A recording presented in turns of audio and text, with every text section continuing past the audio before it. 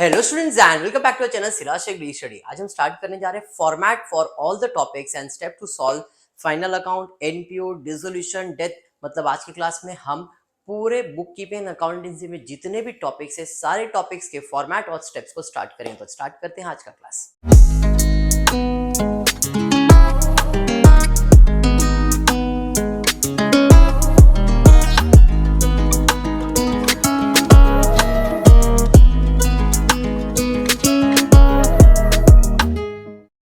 तो स्टार्ट करते हैं आज का क्लास। आज मैं आपको सारे टॉपिक्स, बुक कीपिंग अकाउंटेंसी में जितने भी टॉपिक्स हैं सारे टॉपिक्स के फॉर्मेट्स और उसको स्टेप्स कैसे सॉल्व करते हैं ये क्लियर करवाने वाला, जिसमें हम लोग सबसे पहला स्टार्ट करने वाले एनालिसिस ऑफ फाइनेंशियल स्टेटमेंट से। अब एनालिसिस ऑफ फाइनेंशियल स्टेटमेंट के अंदर फॉर्मेट आई डोंट नो कितने लोग को आता है या नहीं आता है, बट हम पहले फॉर्मेट बाय ऐड करेंगे और फिर आगे के टॉपिक्स को देखेंगे। एनालिसिस ऑफ फाइनेंशियल स्टेटमेंट जो लास्ट टॉपिक है ये आपको 8 मार्क के लिए आपके एग्जाम्स में आने वाला है। इसमें ये जो बैलेंस शीट का फॉर्मेट इतना बड़ा दिख रहा है, आपके एग्जाम के पॉइंट ऑफ व्यू से अगर मैं बात करूँ तो इतना बड़ा फॉर्मेट नहीं होगा। आपको क्वेश्चन में एक छोटा सा बैलेंस शीट जैसा दिया रहेगा। टी फॉर्मेट के अंदर लायबिलिटी साइड्स, असेट साइड्स, इसके अंदर कुछ लायबिलिटीज दिए रहेंगे, इधर कुछ असेट्स दिया रहेगा। आपको क्या करना है, लायबिलिटीज को मार्क करना है, असेट्स को मार्क करना और उसका सिर्फ इस फॉर्मेट में पोस्टिंग करना है। तो इसके लिए पहले हम ये फॉर्मेट को समझ लेते हैं। आज कंसेप्ट सिर्फ क्लियर करना है, फॉर्मेट क्लियर करना है और फॉर्मेट्स को याद रखना है। कल के लेक्चर के अंदर हम इस टॉपिक के ऊपर यानी कि एनालिसिस के ऊपर, एनपीओ के ऊपर, फाइनल अकाउंट के ऊपर हर एक टॉपिक के 2-2, 3-3 सम्स और जो आईएमपी क्वेश्चंस मैंने टेलीग्राम चैनल पे अपलोड किया है उतना एटलीस्ट आप सॉल्व कीजिए ताकि आपका जो कंसेप्ट है टॉपिक का वो क्लियर हो सके। तो स्टार्ट करेंगे analysis of financial statement. Analysis of financial statement में हम लोग फॉर्मेट ऑफ बैलेंस शीट पढ़ने वाले। तो बैलेंस शीट का फॉर्मेट याद कैसे करते हैं एक बार देख लेते। तो बिजनेस करने के लिए पैसे की जरूरत है और पैसा बिजनेस में कितने जगह से आएगा, 2 जगह से। तो पैसा आएगा 2 जगह से, जिसे हम लोग कहते हैं खुद का पैसा यानी कि ओन फंड, और दूसरा है पराया fund. Own fund, borrowed fund, own fund, borrowed fund, own fund, borrowed fund. Own fund मतलब खुद का पैसा। अब खुद के पैसे की बात करोगे तो बिजनेस में हमारा पैसा होता है शेयर कैपिटल। जो शेयर होल्डर्स होते हैं, जो मालिक होते हैं, उनका पैसा यानी कि शेयर कैपिटल।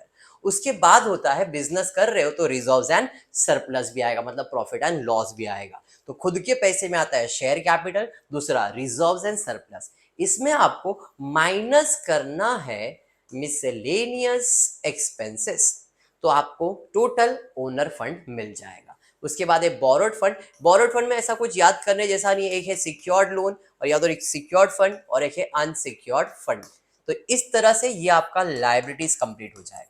मतलब जो लायबिलिटी साइड होता है, लायबिलिटी साइड में 2 चीज ही होता है, own fund, borrowed fund. Own fund, borrowed fund. Own fund मतलब खुद का पैसा, बोरोड फंड मतलब पराया पैसा। बिजनेस में पैसा जो आएगा उसे कहा गया है sources of fund. Sources of fund में 2 ही है, खुद का पैसा ओन फंड, पराया पैसा बोरोड फंड। ओन फंड के अंदर क्या आता है, share capital, reserves and surplus, miscellaneous expenses. Share capital, reserves and surplus, miscellaneous यानी कि फिक्टिशियस असेट। शेयर कैपिटल में रिजर्व सरप्लस ऐड होगा, फिक्टिशियस माइनस होगा, तो जो आंसर आएगा उसे कहते हैं ओन फंड। बोरोड फंड के अंदर सिक्योर्ड, अनसिक्योर्ड यहाँ पे मैंने लिखा नहीं, खाली 2 टाइप लिखा है, bank loan and debentures. 12th standard के पॉइंट ऑफ व्यू से बात करूंगा तो 12th स्टैंडर्ड के लिए फॉर्मेट बहुत सिंपल होगा। ज्यादा से ज्यादा 8 आइटम्स का पोस्टिंग होगा, 5 का होगा। अगर कॉमन साइज आया तो उसके अमाउंट्स के मार्क्स हो जाते हैं, तो ज्यादा टेंशन जैसा नहीं। 8 आइटम का पोस्टिंग है, 4-4 के हिसाब से 1/4 का मार्क्स होगा और इस हिसाब से आपको 8 मार्क का डिस्ट्रीब्यूशन दिया जाएगा। तो हो गया सोर्सेज ऑफ लायबिलिटीज कंप्लीट हो गया। लायबिलिटीज के अंदर ओन फंड और एक होता है बोरोड फंड, दोनों को ऐड करेंगे, टोटल ऑफ लायबिलिटीज। यहाँ पे आपको दिख रहा है टोटल फंड अवेलेबल, इस साइड को हम लोग कहते हैं लायबिलिटीज। पैसा तो आ गया, अब पैसा जाएगा। पैसा आएगा 2 जगह से और जाएगा 3 जगहों पर, जिसमें सबसे पहला जो पैसा जाएगा वो जाएगा फिक्स असेट में। जब भी मेरे पास पैसा आएगा मैं पहला काम क्या करूंगा, फिक्स असेट खरीद लूंगा। फिर पैसा बचा है तो I will be doing investment. फिर भी पैसा बच रहा है तो हम इसे करेंगे हमारा बिजनेस, जिसे हम लोग कहते हैं वर्किंग कैपिटल। मतलब पैसा जैसे ही, सोर्सेस जैसे ही आ गया उसका बाइफर्केशन दिखाना है। पैसा आएगा 2 जगह से और जाएगा 3 जगहों पे, fix asset, investment, working. Working capital का मतलब जिससे आप बिजनेस करने वाले हो, current asset minus current liabilities. What is current asset? Current asset मतलब वो असेट जो बिजनेस में एक या एक साल से कम चलता है उसे आप करंट असेट कहते हो। लायबिलिटीज जिसे आपको 1 साल या 1 साल के अंदर पे करना है उसे आप करंट लायबिलिटीज कहते हो। और फिक्स मतलब asset own by the proprietor for more than 1 year. अगर वही असेट लेस देन 1 ईयर है तो आपका क्या बन जाता है, current asset. Liability payable for more than 1 year, fix liabilities, लेकिन लेस देन 1 ईयर हो गया तो क्या हो जाता है, करंट लायबिलिटीज में आ जाता है। तो असेट का बाइफर्केशन के अंदर 3 पार्ट है, fix asset, investment, working capital, current asset minus current liabilities. तो अब आपको जब भी क्वेश्चन आएगा ऐसे फॉर्मेट में लिखने के लिए तो आपको करना क्या है, क्वेश्चन ऐसा दिया रहेगा, liability side, asset side, liabilities दिया रहेगा, असेट्स दिया रहेगा, आपको मार्किंग करना है। भाई लाइबिलिटीज में ओनर फंड आएगा, बोरोड फंड आएगा, और कुछ आएगा क्या, नहीं। इधर आ जाएगा फिक्स असेट, इधर आ जाएगा आपको इन्वेस्टमेंट, इधर आपको आएगा करंट असेट, यहाँ पे आपको आएगा करंट लाइबिलिटीज। लाइबिलिटी तो लाइबिलिटी साइड पे होता है। तो करंट लाइबिलिटीज जैसे बैंक ओवरड्राफ्ट हो गया, बिल्स पेबल हो गया, क्रेडिटर्स हो गया, ये सब आपकी करंट लाइबिलिटीज है। तो अगर आप फॉर्मेट देखने जाओ तो मैंने फॉर्मेट के अंदर इन डिटेल लिख के रखा है, बट आपको सिर्फ याद करना है तरीका। एनालिसिस ऑफ फाइनेंशियल स्टेटमेंट क्या है, तो पैसा आएगा 2 जगह से, आने वाली चीजों को हम लोग कहते हैं सोर्सेज ऑफ फंड, जाने वाले चीज को हम लोग कहते हैं एप्लीकेशन ऑफ फंड। आएगा 2 जगह से, ओन फंड, बोरो फंड, जाएगा 3 जगह पे, fix asset, investment and working capital. Clear है। देखते, ओन फंड के अंदर share capital, reserve surplus, miscellaneous यानी कि फिक्टिशियस असेट, बोरोड फंड में सिक्योर्ड अनसिक्योर्ड, टोटल करेंगे टोटल फंड हो गया। एप्लीकेशन ऑफ फंड मतलब असेट, पहला जाएगा फिक्स असेट, मैंने नाम लिख के रखा है, जो भी आएगा आपको उधर उतना भरना। Investment, working capital. Working capital के अंदर मैंने आपको बताया था 2 चीजें, एक है करंट असेट और दूसरा है करंट लायबिलिटीज। अब करंट असेट और करंट लायबिलिटीज के भी पार्ट होते हैं। करंट असेट के अंदर 2 टाइप होता है, एक होता है क्विक और एक होता है नॉन क्विक। क्विक असेट जो फट से पैसा दे देगा, और नॉन क्विक जिसमें पैसा मिलने में बहुत टाइम लगता है। क्विक मतलब फट के अभी पैसा मिलता है, cash, bank, debtor, bill, receivable, इनका पैसा ताबड़तोड़ आपको मिल जाएगा। लेकिन नॉन क्विक थोड़ा टाइम लगेगा। स्टॉक आज बिका बिका तो ठीक है, नहीं तो कल बिकेगा, कल नहीं तो परसों बिकेगा, इसका बिकने के चांसेस। प्रीपेड, प्रीपेड मतलब पहले से भर के रखा है, 2 महीने बाद उसका पैसा मिलेगा या रिसीव होने वाला है, तो ये आपका प्रीपेड हो जाता है। क्लियर है। तो ये आपका क्या बन गया, नॉन क्विक बन गया। वैसे लायबिलिटीज के अंदर भी 2 टाइप के लायबिलिटीज होते हैं, एक होता है क्विक लायबिलिटी, एक होता है नॉन क्विक। ये आपकी क्विक जो आपको फट से पैसा दे देंगे। नॉन क्विक में क्या आ जाएगा, बैंक ओवरड्राफ्ट आ जाएगा। एक चीज याद रखना, bank overdraft is your non quick liabilities. Asset minus liabilities करोगे तो आपको वर्किंग कैपिटल मिल जाएगा, वर्किंग कैपिटल आ गया, इन्वेस्टमेंट आ गया, असेट आ गया, ऐड करो, total fund available, total fund employed, दोनों सेम हो जाएगा। क्लियर है क्या, पक्का। तो इस तरह से एनालिसिस ऑफ फाइनेंशियल स्टेटमेंट का फॉर्मेट मैंने आपको करवाया। अभी आज फॉर्मेट, नेक्स्ट लेक्चर के अंदर इसके ऊपर सम्स, नॉट इन नेक्स्ट, जब भी, अभी 4 दिन अपने पास है, 4 दिन के अंदर डेफिनेटली अपन कुछ ना कुछ तो फॉर्मेट या इसके ऊपर सम्स हम लोग कर ही लेंगे। अब बढ़ता हूं अपने फेवरेट टॉपिक यानी कि पार्टनरशिप फाइनल अकाउंट के ऊपर। फाइनल अकाउंट आई होप सबको आता ही रहेगा, तो फॉर्मेट एक बार देख लेते और फिर टॉपिक को स्टार्ट करते।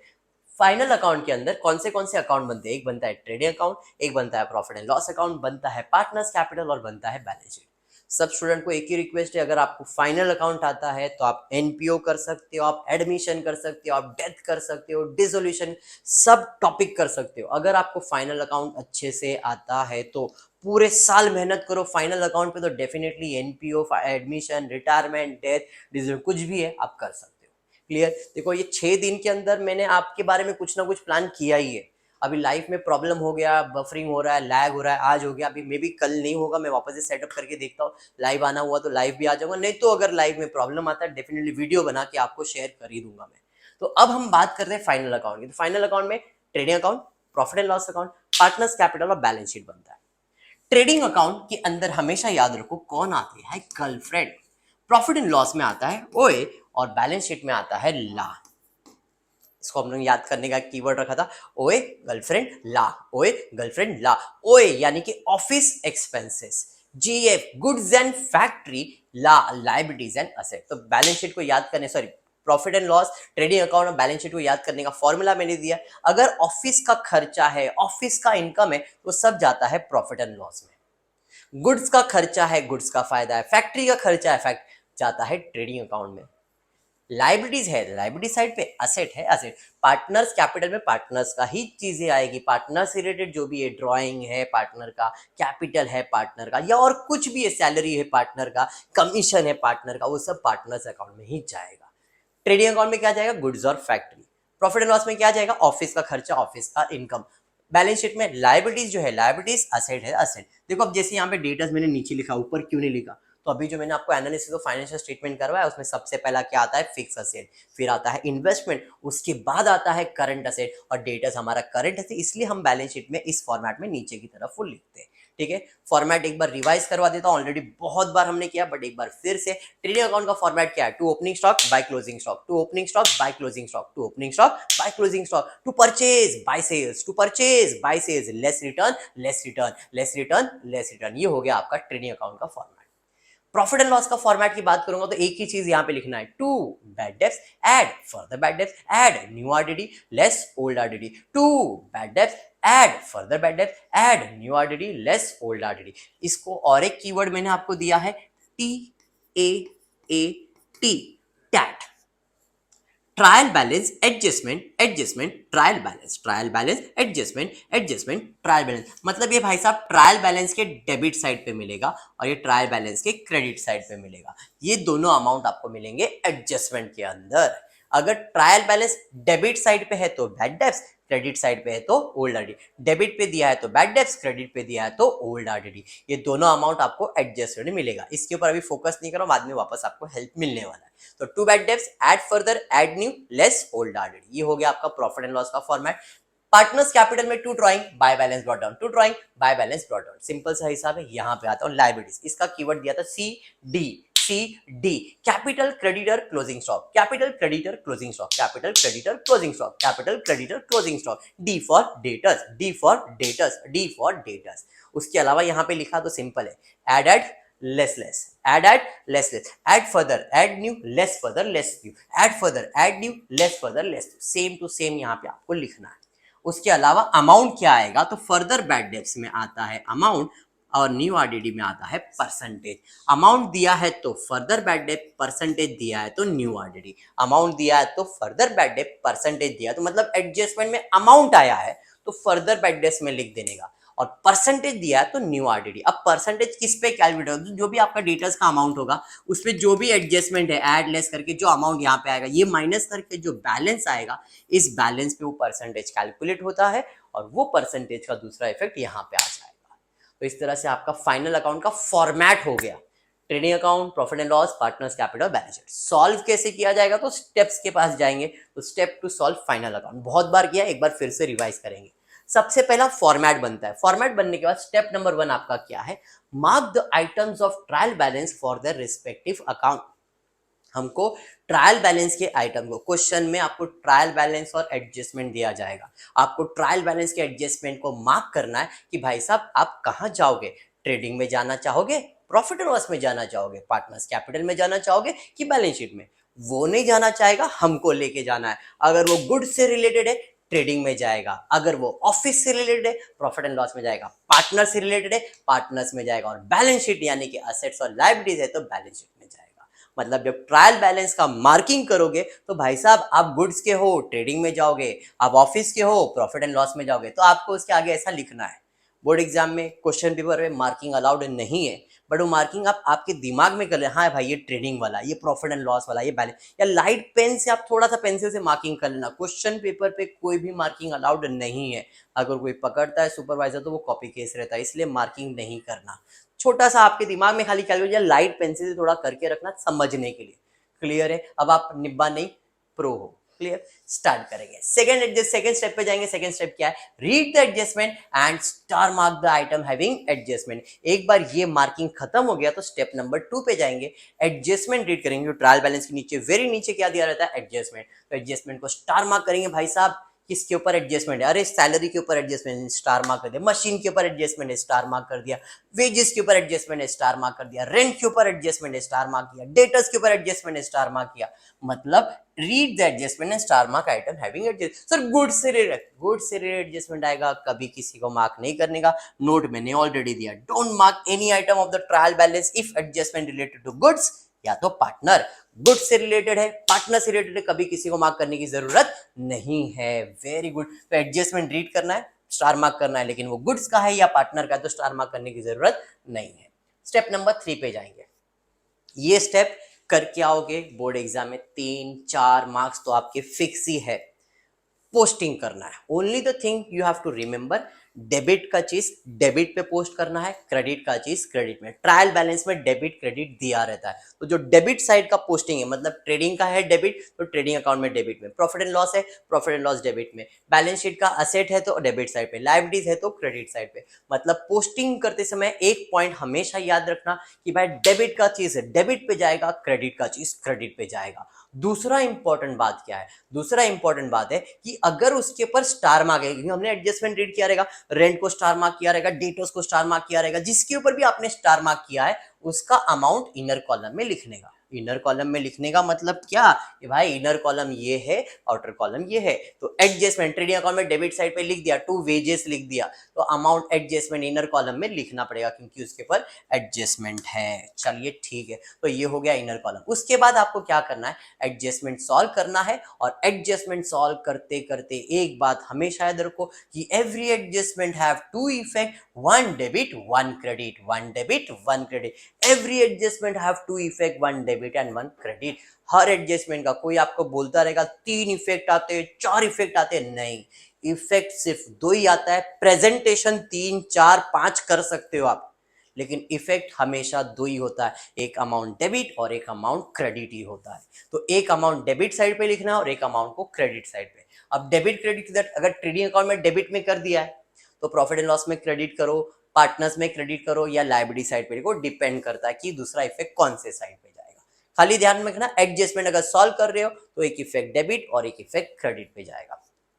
ये 6 दिन के अंदर एडजस्टमेंट के ऊपर भी तुमको मैं कॉन्फिडेंस दे दूंगा कि कौन से टाइप के एडजस्टमेंट आप कर सकते हो, आपके लेवल के हिसाब से कौन से आपको स्किप करना है वो आप करो। आपको प्रो बनना है, निब्बा रहने का है, कैसा करना है, ये एडजस्टमेंट के टाइप्स में आपको बता दूंगा, देन यू डिसाइड आपको कैसे करना है।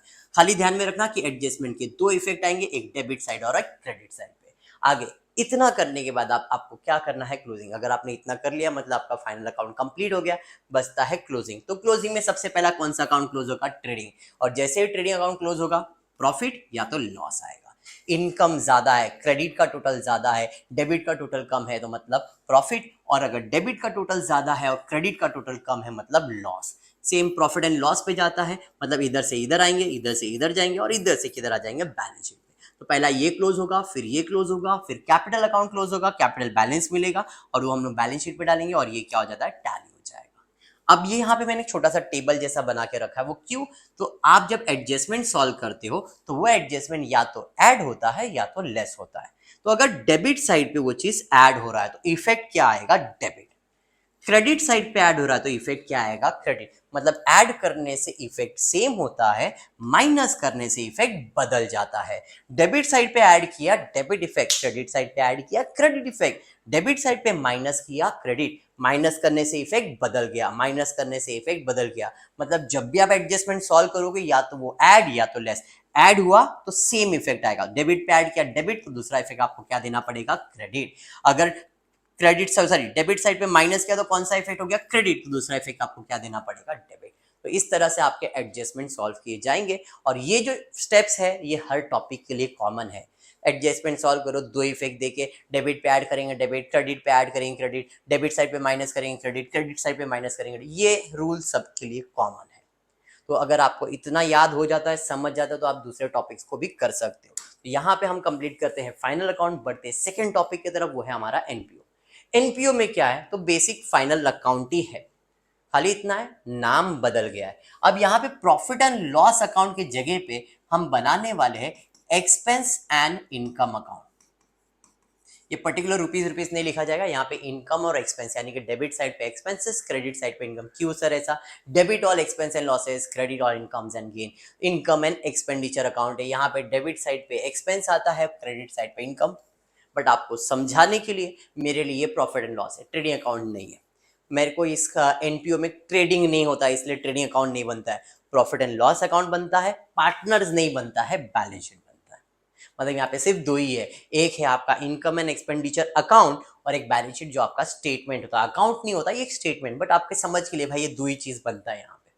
उसके अलावा ओपनिंग बैलेंस शीट, अब ये या तो आपको क्वेश्चन में दिया रहेगा या तो आपको बनाना पड़ेगा। अगर क्वेश्चन में दिया है तो ठीक है, नहीं दिया है तो इसका इंफॉर्मेशन रहेगा तो अपने को ये बनाना पड़ेगा। ठीक है क्या? तो आप आ जाते हैं स्टेप्स के ऊपर। एनपीओ का स्टेप क्या है? सबसे पहला स्टेप है कैपिटल फंड फाइंड करना।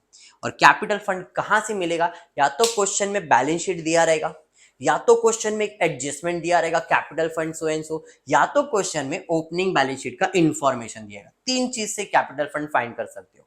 एक तो क्वेश्चन में एडजस्टमेंट में पहले लाइन पे देखो capital fund was so and so, started business with so and so, वो कैपिटल फंड हो गया।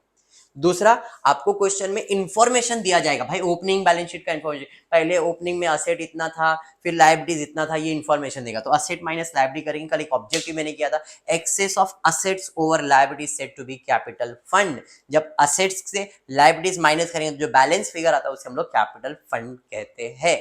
तो अगर क्वेश्चन में बैलेंस शीट दिया तो ठीक है, इंफॉर्मेशन दिया है तो इस इंफॉर्मेशन से आपको पहला काम करना है कैपिटल फंड निकालना है।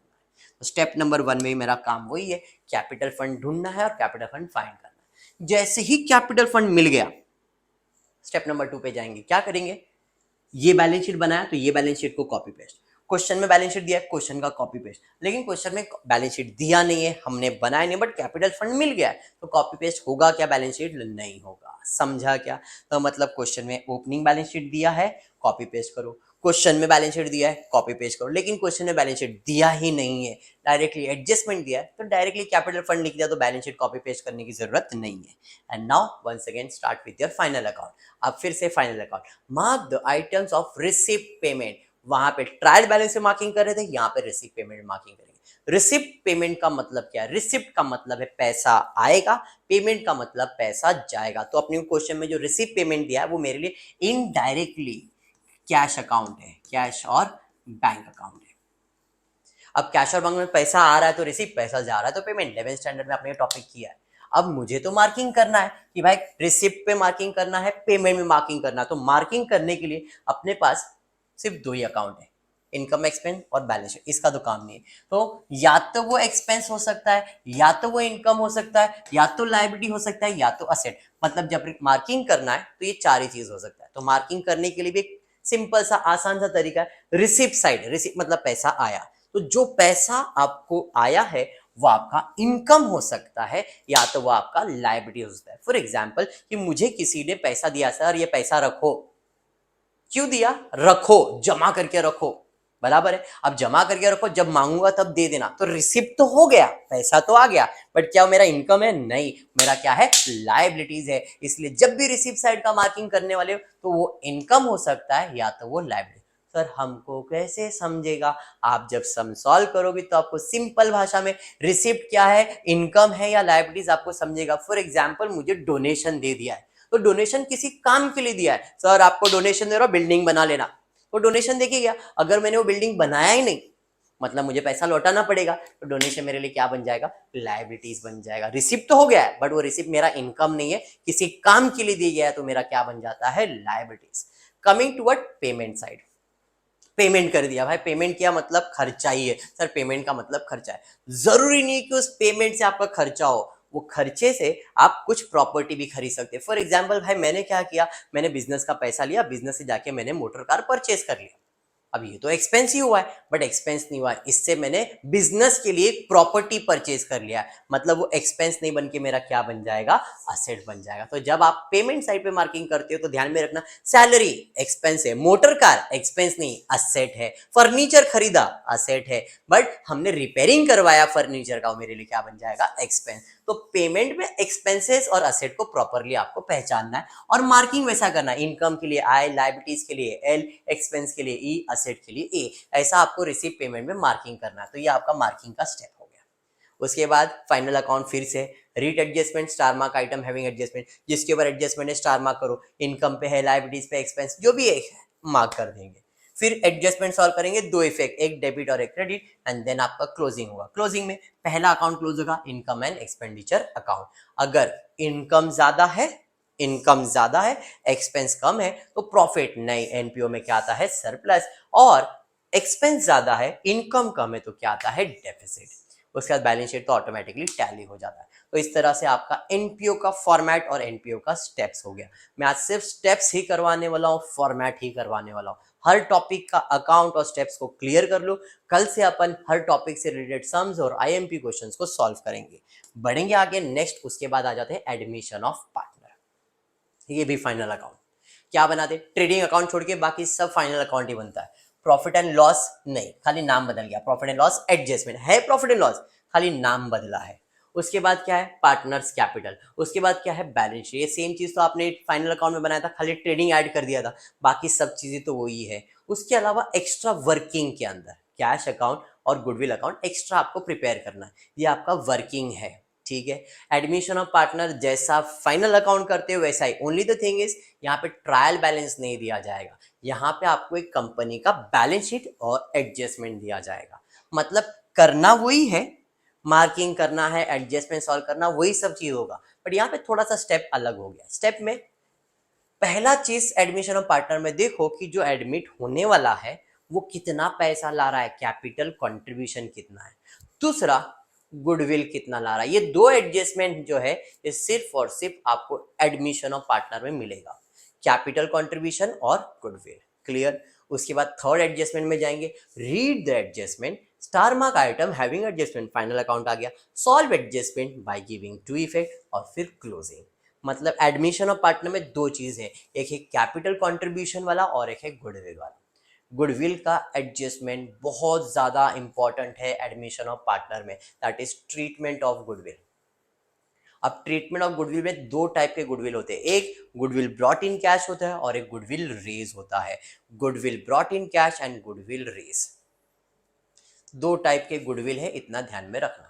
जब गुडविल ब्रॉट इन कैश है मतलब नया पार्टनर जब बिजनेस में आएगा तो वो गुडविल का पैसा कैश लेके आएगा, तो बिजनेस में कैश आ रहा है, कैश अकाउंट डेबिट और गुडविल अकाउंट क्या हो जाएगा, क्रेडिट।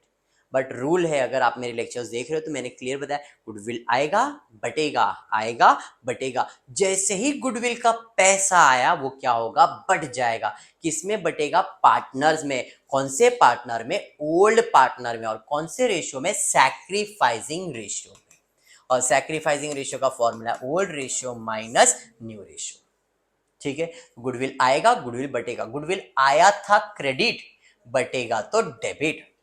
अगर आपको ध्यान में हो तो जब मैं लेजर करवाता हूं तो मैं ऐसे ही करवाता हूं, सबसे पहला गुडविल का पैसा आएगा, पैसा आएगा कैश अकाउंट डेबिट, तो गुडविल का अकाउंट क्रेडिट। अब गुडविल का पैसा आया, पैसा तो आ गया, किस चीज का आया, गुडविल का। अब इसको हमको क्या करना है, बांटना है। तो गुडविल आया था क्रेडिट, बटेगा तो क्या हो जाएगा, डेबिट। तो इधर डेबिट और पार्टनर का अकाउंट क्या हो जाएगा, क्रेडिट, क्योंकि एक इफेक्ट डेबिट हुआ तो दूसरा इफेक्ट क्रेडिट जाएगा, इधर डेबिट तो दूसरा इफेक्ट हो जाएगा क्रेडिट। क्लियर। तो एडमिशन ऑफ पार्टनर में गुडविल ब्रॉट इन कैश, खाली इतना ही बोला है, गुडविल ब्रॉट इन कैश, सिर्फ इतना बोला है, तो दो जर्नल एंट्री आएगा, आएगा और बटेगा।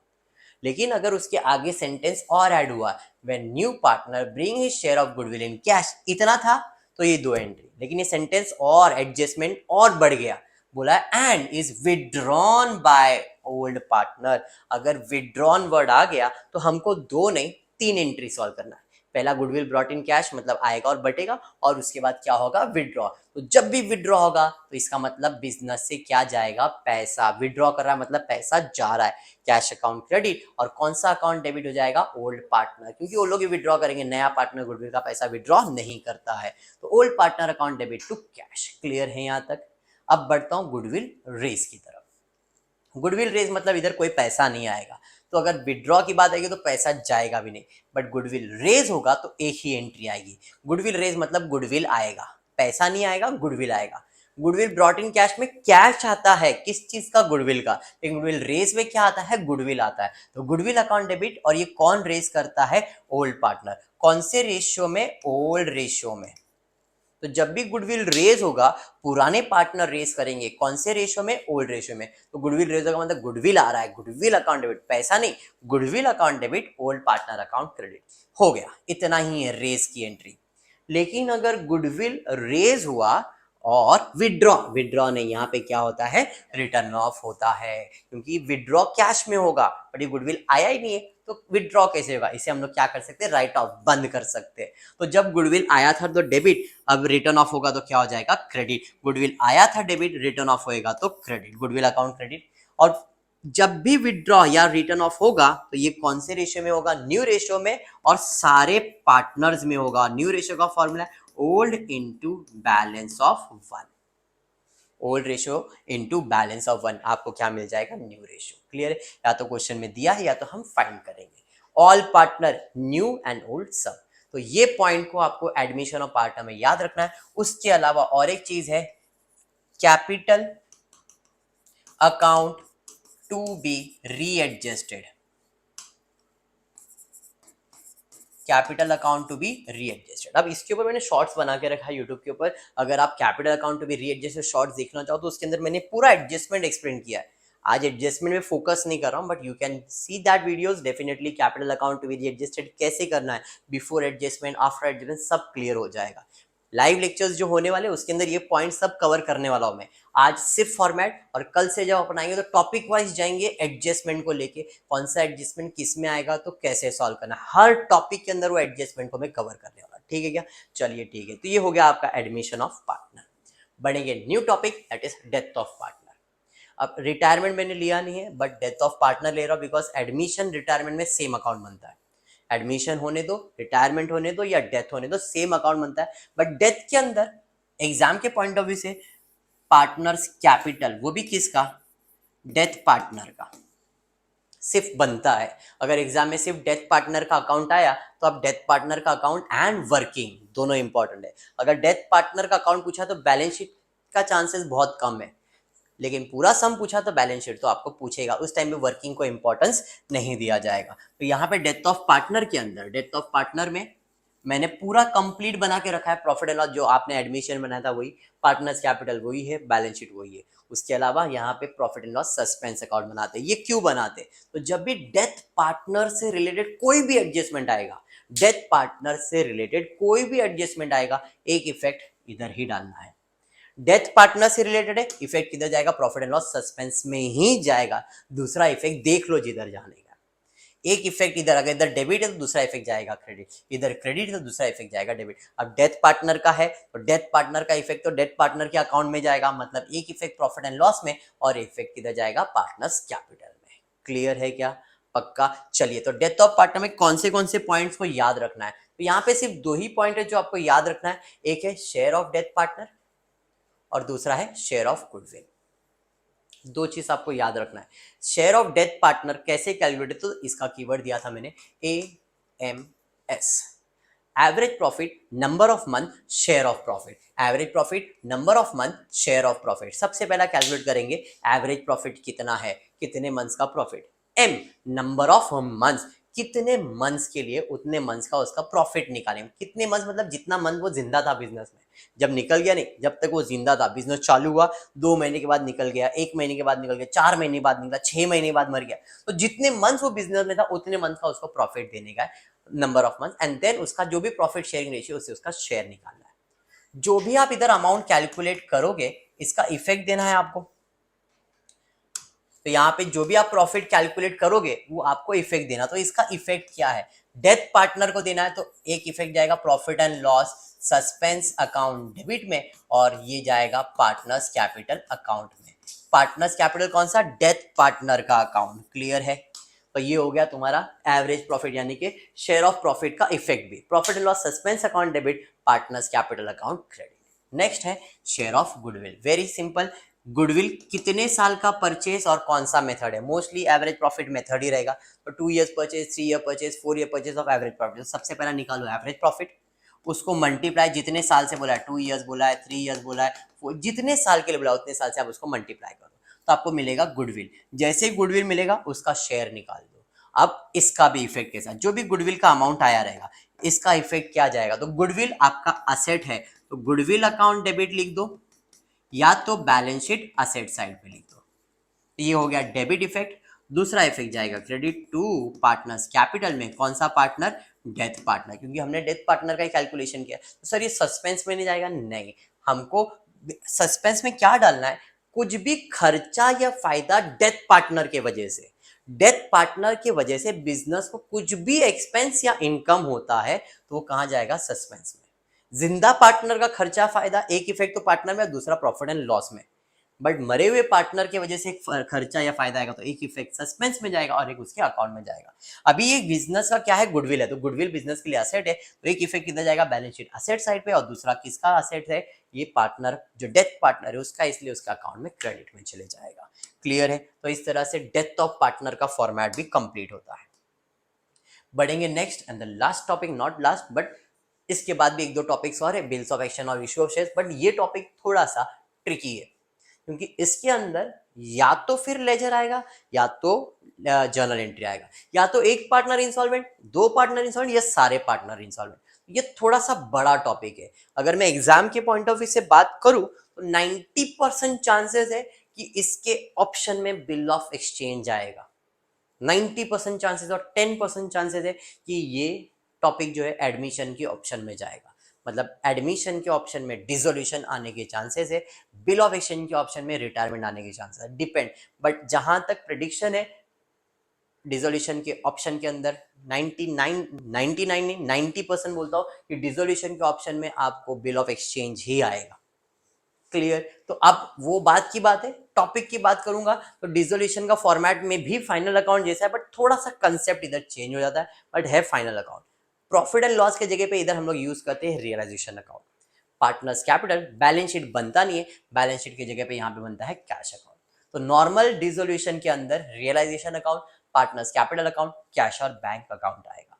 अगर एक पार्टनर इंसॉल्वेंट है तो भी सेम, दो पार्टनर इंसॉल्वेंट है तो भी सेम, लेकिन जब ऑल पार्टनर इंसॉल्वेंट है तो इधर लायबिलिटीज जितनी भी है एक्सटर्नल लायबिलिटीज उसका एक्स्ट्रा अकाउंट बनाना पड़ेगा। क्लियर? जर्नल एंट्री का फॉर्मेट तो जर्नल एंट्री जैसा होता है इसलिए उस पर फोकस नहीं है। स्टेप्स देखते हैं क्या है। तो स्टेप टू सॉल्व डिसोल्यूशन में सबसे पहला स्टेप है बैलेंस शीट को खाली करना है, और बैलेंस शीट खाली करके कहां लाना है? रियलाइजेशन में। असेट डेबिट साइड पे, लायबिलिटीज क्रेडिट साइड पे। पार्टनर का है तो पार्टनर में, कैश है तो कैश में जाएगा। कैश वहां पे खाली नहीं होगा, सब असेट्स खाली होगा, गुडविल भी खाली होगा। पार्टनर्स का पार्टनर्स में खाली होगा। असेट मतलब डेबिट साइड पे, लायबिलिटी मतलब क्रेडिट साइड पे। तो असेट्स इधर आ जाएगा, लायबिलिटीज इधर आ जाएगा, कैश इधर आ जाएगा। तो सबसे पहला काम है बैलेंस शीट को खाली करना। फिर असेट्स को बेच दो, जितने असेट्स है सबको बेचना है, सब एक्सेप्ट गुडविल। अगर बोला है तो बिकेगा, नहीं बोला है तो वो बिकेगा नहीं। सारे असेट्स को बेच देना है, इंफॉर्मेशन नहीं भी दिया है तो भी बुक वैल्यू पे बेचने का, एक्सेप्ट गुडविल। अभी क्लियर बोल देता हूँ, सारे असेट्स बिकेंगे और उसके बाद हमारी जितनी भी लायबिलिटीज है सब आपको पे करना है। असेट्स को बेचो, लायबिलिटीज को पे कर दो। क्लियर है क्या? आगे करेंगे क्लोजिंग। क्लोजिंग का स्टेप्स क्या है? तो सबसे पहला एक्स्ट्रा अकाउंट क्लोज करेंगे, उसके बाद रियलाइजेशन अकाउंट क्लोज होगा, फिर पार्टनर्स कैपिटल और कैश हमेशा ऑटोमेटिकली टैली होता है। कल के फिलअप में भी था, cash account in dissolution get automatically tally. तो यस ट्रू है। कौन सा अकाउंट टैली होता है? ऑप्शन में बोलेगा तो कैश अकाउंट ऑटोमेटिकली टैली होता है। तो ये था आपका डिसोल्यूशन। बढ़ते हैं नेक्स्ट टॉपिक की तरफ, वो है बिल ऑफ एक्सचेंज। देखो ये टॉपिक अगर पूरा कंप्लीट पैकेज आता है ऐसे टाइप का सम तो डेफिनेटली पूरे 8 मार्क आपके हो जाएंगे। सॉरी ये 10 मार्क के लिए पूरे 10 मार्क आपके कंप्लीट हो जाएंगे। इसके अंदर फॉर्मेट है, पहला purchase sales, drawn accepted 4 out of 1, dishonour है तो इंटरेस्ट है, इंटरेस्ट है तो कैश है, कैश है तो न्यू बिल 4 आउट ऑफ 1, और उसके बाद ऑनर होगा, रिटायर होगा या इंसॉल्वेंट होगा, कुछ भी आ सकता है। तो इसके लिए इधर स्पेस मैंने छोड़ दिया। इसको बाहर करने का भी ट्रिक मैंने दिया है। पहले ये 4 एंट्री सॉल्व करना है, सेम चीज यहाँ पे भी ये 4 एंट्री सॉल्व होगा। डिसऑनर है तो इंटरेस्ट है, इंटरेस्ट है तो कैश है। देखो एंट्रीज मैंने बाहर करवाया है, आज खाली फॉर्मेट कर रहा हूँ। डिसऑनर है तो इंटरेस्ट, इंटरेस्ट है तो कैश, कैश है तो न्यू बिल। आज ये फॉर्मेट कराने का रीजन है कि एटलीस्ट आपको पता हो कौन से टॉपिक में क्या आता है, ताकि आप आपके पेपर में जब 10 मिनट पहले आपको मिलने वाला तो फाइनल अकाउंट करने हो तो फाइनल अकाउंट का फॉर्मेट आपको मालूम है, एनपीओ कर रहे हो एनपीओ का फॉर्मेट मालूम है, आप वो कर सकते हो। बिल ऑफ एक्सचेंज आने वाला, बिल ऑफ एक्सचेंज का फॉर्मेट। डिसोल्यूशन में अपने को कंफ्यूजन है, उधर रुक जाएंगे अपन। बट ये सब चीज़ों का फॉर्मेट अगर आपको मालूम है तो आपका थोड़ा टाइम बच जाता है कॉलम्स की वजह से, ठीक है? क्योंकि accounts it's based on columns, line draw करो तो उसमें टाइम वेस्ट होता है। तो 10 मिनट पहले मिल गया आपको लाइन ड्रॉ करना है तो you can draw that. Okay अब डिसऑनर है तो इंटरेस्ट है, इंटरेस्ट है तो कैश है, कैश है तो new bill. Debit debit credit credit, credit credit debit. Drawer की बुक में ड्रॉवी का नाम, ड्रॉवी की बुक में ड्रॉवर का नाम। फिर जो न्यू बिल की एंट्री वही सेम, ड्रॉन एंड एक्सेप्टेड साज भी कभी बहुत ही सेम मैंने बोल के रखा हूँ। खाली अमाउंट भर दो और इस टॉपिक को कंप्लीट कर सकते हो। इधर कोई स्टेप्स नहीं है, बट इसकी जर्नल एंट्रीज कैसे बाहर करना है ये मैंने आपको करवाया था। Same goes with issue of shares. Issue of shares ये जो टॉपिक है ये आपके एग्जाम के पॉइंट ऑफ व्यू से बोलूँ तो सिंपल आएगा। सिंपल मतलब 8 एंट्रीज आएंगे, 7 एंट्रीज आएंगे, इससे ज्यादा एंट्री नहीं आ सकता क्योंकि ये 8 मार्क का टॉपिक है। हर एंट्री को एक एक मार्क के हिसाब से 8 मार्क्स हो जाएंगे। 7 भी एंट्री होएगी तो भी 8 मार्क, क्योंकि एक एंट्री में डबल हो सकता है, प्रीमियम, प्रोराटा या कॉज इन ऐसा कुछ आएगा। तो एप्लीकेशन तो कंपलसरी, इसके अंदर कैसा बताया मैंने, रिसीप्ट ट्रांसफर, उसके बाद transfer receipt, transfer receipt, transfer receipt, उसके बाद शेयर फोरफिट होगा, रीइश्यू होगा, कैपिटल रिजर्व होगा। शेयर फोरफिट का मतलब क्या होता है, कैंसलेशन ऑफ कैपिटल। कैपिटल हमेशा होता है क्रेडिट, कैंसिल करने के लिए हम क्या करते हैं, डेबिट। तो यहाँ पे इसकी एंट्री आएगी शेयर कैपिटल अकाउंट डेबिट। अब इसी से बात करेंगे, भाई साहब तुम तो क्रेडिट होता है डेबिट में क्यों, तो बोलेगा भाई तुमने पैसा नहीं दिया, call in arrear account. For example 200 shares पे पैसा नहीं मिला, तो हमारे शेयर्स का कीमत कितना, 10, तो हमारा कैपिटल 2000 कैंसिल हुआ। बट भाई साहब ने पैसा कितना नहीं दिया, 400, तो जो बच गया मेरे लिए फायदा है, कौन से अकाउंट में जाएगा, शेयर फॉर फ्यूचर में, 1600 रुपए। ये हो गया शेयर फॉर फीचर का entry. Share for feature exam में आने के चांसेस है, तो अगर इधर आने के चांसेस तो एप्लीकेशन आएगा, अलॉटमेंट आएगा, 2 हो गया, फर्स्ट कॉल हो गया, 6 एंट्री हो गया, ये हो गया तुम्हारा 7वां एंट्री।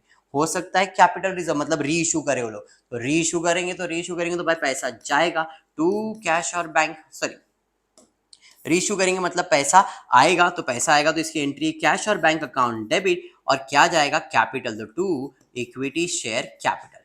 कितने का कैपिटल था, 2000 का, बट मैंने रीइश्यू फॉर एग्जांपल 1800 रुपए में किया, तो यहाँ पे 200 रुपए का क्या हो गया, नुकसान हो गया, बराबर है। तो जब भी री इशू करते हैं तो कैपिटल रिजर्व कंपलसरी दिखाना है। कैसे, तो बोलेंगे सर 200 रुपया, बोलेंगे नहीं, 1600 रुपया मैंने कमाया था इस शेयर्स के ऊपर, और इस शेयर्स को बेचा तो मुझे 200 रुपए का नुकसान हुआ, फिर भी मुझे कितना फायदा हुआ, तो शेयर फोर फीचर में कितना पैसा था, कितना आपने यूज किया, मतलब यूटिलाइज हो गया उसमें से, तो जो बच गया वो आपका जाता है कैपिटल रिजर्व में।